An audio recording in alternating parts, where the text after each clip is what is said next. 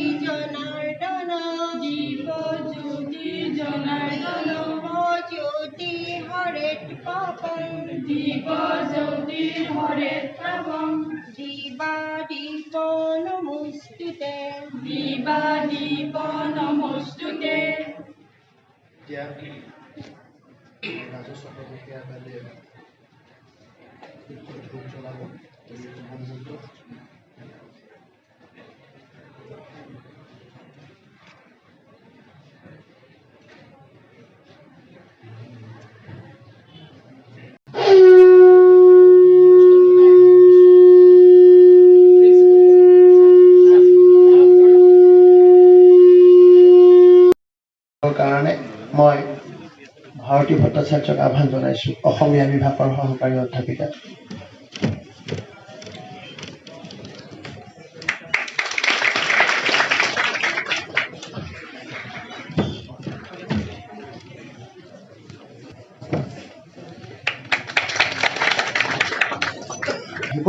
আমি আমাৰ কাৰ্যসূচী আগবঢ়াই নিব খুজিছোঁ। আমি তেখেতসকল আহি পেলাই আমি সম্বোধনা জনাম। আমি মোৰ সহকৰ্মীসকল, মৰমৰ ছাত্ৰ ছাত্ৰীসকল, প্ৰাক্তন ছাত্ৰ ছাত্ৰীসকল, শ্বহীদ স্মৃতি কনিষ্ঠ মহাবিদ্যালয়ৰ শিক্ষক তথা ছাত্ৰ ছাত্ৰীসকল, আজি আমাৰ এটা সৌভাগ্যৰ দিন যে আৰু বাকীখিনি কৰ্মচাৰী এই মহাবিদ্যালয়ত আমি উপায়ুক্ত মহোদয়ৰ নিৰ্দেশ অধ্যয়ন কেন্দ্ৰ আৰু ফটো মিউজিয়াম খোলাৰ চেষ্টা চলাইছিলোঁ, আৰু জিলা প্ৰশাসনৰ ফালৰ পৰা আমাক প্ৰশাসনিক তথা আৰ্থিক সহায় প্ৰদান কৰাৰ কাৰণে মই মহাবিদ্যালয় হৈ পেলাই উপায়ুক্ত মহোদয়ক ধন্যবাদ জনাইছোঁ।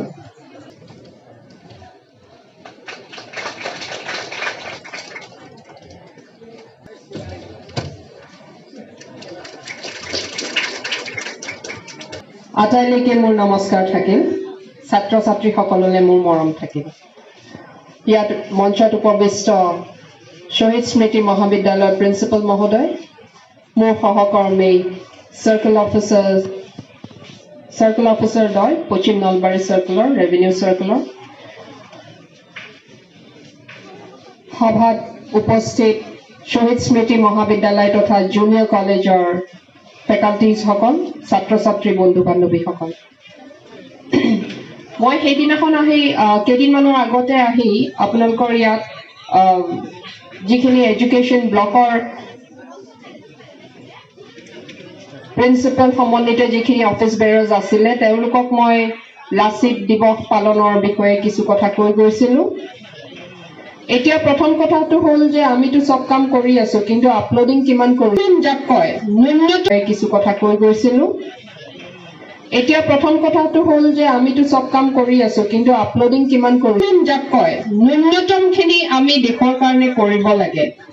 আমাৰ মাননীয় মুখ্যমন্ত্ৰী মহোদয়, যাক তোমালোকে মামা বুলি সম্বোধন কৰা, হয়নে নহয়, তেখেতে এটা আহ্বান জনাইছে, অনুৰোধ জনাইছে যে আমি 1 কোটি এছে লাচিত বৰফুকনৰ বীৰত্বৰ বিষয়ে লিখি পেলাই আপলোড কৰিব লাগে। মহোদয়ে প্ৰতিপন্ন কৰিব পাৰিব যে লাচিত এজন কিমান ডাঙৰ বীৰ। অসমীয়া মানুহে লাচিত বৰফুকনক কিদৰে শ্ৰদ্ধা কৰে, কিদৰে লুক আপ কৰে, তাৰমানে তেওঁক কিদৰে তেওঁক চাই, বীৰ হিচাপে তেওঁক কিমান সন্মান অসমীয়া মানুহে দিয়ে। আমি যদি সেই মিনিমাম খিনিকে এইটো কাৰণে যে শ্বহীদ স্মৃতি মহাবিদ্যালয়ৰ প্ৰিন্সিপাল মহোদয়ে সেইদিনাখন মই যেতিয়া কলো যে ক্ৰিয়েটিভ কিবা এটা কৰিব পাৰি নেকি, তেখেতে এই প্ৰস্তাৱটো দিছিলে আৰু সঁচাকে তেখেতৰ লগতে এই মহাবিদ্যালয়ৰ শিক্ষকসকল, শিক্ষয়িত্ৰীসকল যিসকল ইনভলভ দিয়াতে তেওঁলোক এপ্ৰিচিয়েশ্যনৰ পাত্ৰ। এইটোৰ কাৰণে যে ইমান কম সময়ৰ ভিতৰতে আপোনালোকে এই কামটো কৰি উলিয়াইছে। আৰু সঁচা কথা ক'বলৈ গ'লে লাচিতেও একেৰাতিৰ ভিতৰতে গড় বনাইছিলে, আপোনালোকেও সেই উদ্যমটো দেখুৱাইছে আৰু মোৰ বিশ্বাস যে লাচিতৰ তেজ আমাৰ DNA-ত আছে, হয়নে নহয়? আমি কৰিম বুলি ক'লে আমি নকৰা, বিশ্ব দৰবাৰত থিয় কৰাব লাগিব। মই ইয়াৰ আগত মই চামতা কামৰূপ কলেজতো এখন মিটিং কৰি আহিছো। আপোনালোকে এটা বস্তু জানি থওক, ছাত্ৰ ছাত্ৰীসকল, তোমালোকে এটা বস্তু জানি থোৱা যে বীৰ পুৰুষৰ কাহিনী যেতিয়া আমি পঢ়ো বা এনেকুৱা বীৰ পুৰুষ যেতিয়া আমাৰ দেশতে আছে, আমি আচলতে তেওঁৰ বীৰত্বত উদ্বুদ্ধ হ'ব লাগে। তেওঁ যিখিনি কৰিছিল সেইখিনিৰ পৰা আমি শিক্ষা গ্ৰহণ কৰিব লাগে। মই বিশেষ নকওঁ, মই ইয়ালৈ আহি ভাল লাগিছে এইটো কাৰণে যে আপোনালোকৰ এনথুজিয়াজম দেখি মই ভাল পাইছো। আপোনালোকে ইমান কম সময়ৰ ভিতৰতে এই গোটেই কামখিনি কৰি ওলাইছে।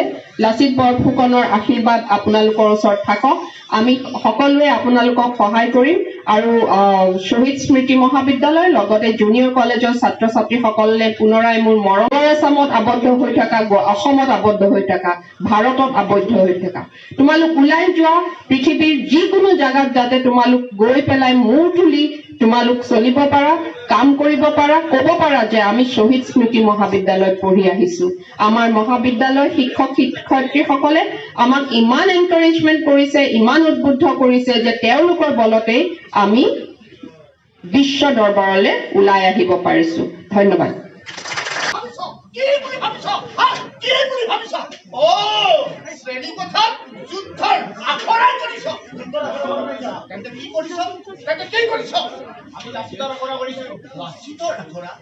আমি লাচিত দেৱৰ সন্তান, তহঁতে শ্ৰেণী কথাত লাচিতৰ আখৰা কৰিছ।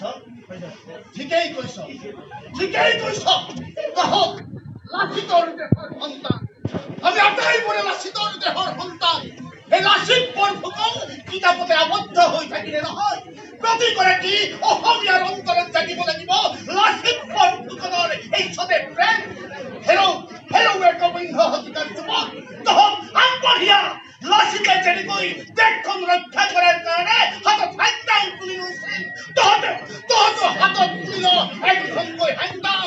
জাতি ভেটি মাটিক ৰক্ষা কৰিবলৈ হলে, আমাৰ ভাষাক ৰক্ষা কৰিবলৈ হলে, দেশদ্ৰোহীসকলক ৰুধিবলৈ হলে আমি প্ৰত্যেকেই লাচিতৰ আদৰ্শৰে উদ্বুদ্ধ হ'ব লাগিব।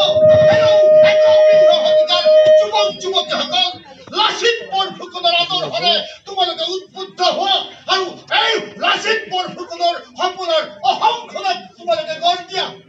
যুৱক যুৱতীসকল, তোমালোক এনেকৈ এই শ্বহীদ স্মৃতি মহাবিদ্যালয়ৰ এটা শ্ৰেণী কোঠাত আখৰা কৰিলে নহয়, অসমৰ প্ৰতিজন যুৱক যুৱতীক তোমালোকে জগাব লাগিব। এই লাচিত বৰফুকনে মোগলক 17 বাৰ আক্ৰমণ কৰিছিল। এই লাচিত বৰফুকনৰ আমাৰ আজি প্ৰয়োজন হৈছে। খুব ভাল কথা কৈছে। ইমান সময় মই বাহিৰৰ পৰা আপোনালোকৰ কথাবিলাক শুনি আছিলো। আচলতে আমাৰ যি নৱপ্ৰজন্ম, সেই নৱপ্ৰজন্মক আপোনালোকৰ দৰে ব্যক্তিৰ প্ৰয়োজন আছে। আমাৰ ভুল হৈছে, আমি আমাক নিজৰ মাজত আবদ্ধ কৰি ৰাখিছো। আমি কেতিয়াও আমাক নিজৰ মাজত আবদ্ধ কৰি আমাক নাৰাখিব। আমাৰ যি প্ৰতিভা আছে, সেই প্ৰতিভাবিলাক আমি বিশ্বত, আমি ভাৰতবৰ্ষৰ বুকুত প্ৰতিষ্ঠা কৰিব লাগিব। আজি চাওক, আজি অসম চৰকাৰে কি কৰিছে, আজি লাচিতক প্ৰতিষ্ঠা কৰাৰ কাৰণে কিমান কষ্ট কৰিছে। আজি জিলা প্ৰশাসনে লাচিতক ভাৰতবৰ্ষৰ বুকুত প্ৰতিষ্ঠা কৰাৰ কাৰণে কিমান চেষ্টা কৰিছে। গতিকে লাচিতৰ যি আদৰ্শ, আমাৰ উঠি অহা যুৱকবিলাকৰ যি আদৰ্শ, সেই আদৰ্শক নিজৰ মাজত নাৰাখি আমি লাচিত বৰফুকনক ৰাখিম আৰু লাচিত বৰফুকন আদৰ্শৰে আমি উদ্বুদ্ধ হৈ অসমখনক আমি আগবঢ়াই লৈ যাম। ছাত্ৰ ছাত্ৰীসকল, তোমালোকে আগবাঢ়ি আহা।